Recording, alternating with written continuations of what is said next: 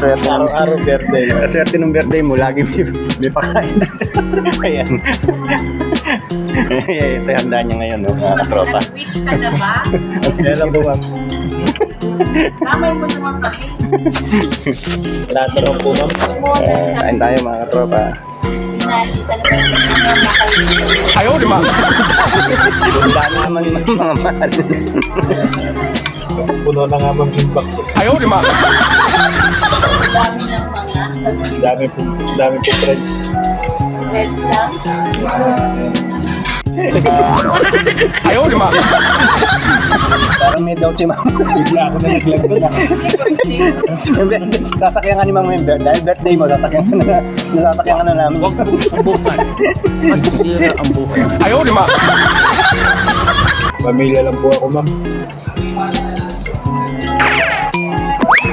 Kami po ba yung 8 diretso?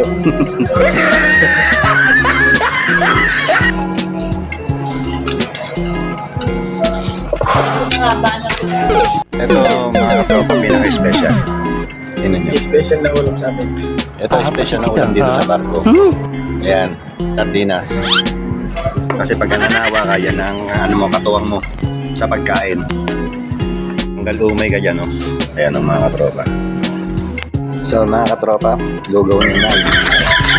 Ayaw, di ba? Unang subo. Ano ba yun? Ilan ang baso. Ha? Ano ba yun? Nata. Wow naman! Wow! Ay, tinapin pala. Tara. Mag-ibig na sila. Hindi, kaya mo yan. Huwag mo.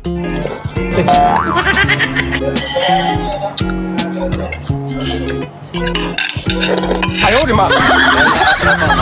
Ma'am, sa birthday niya.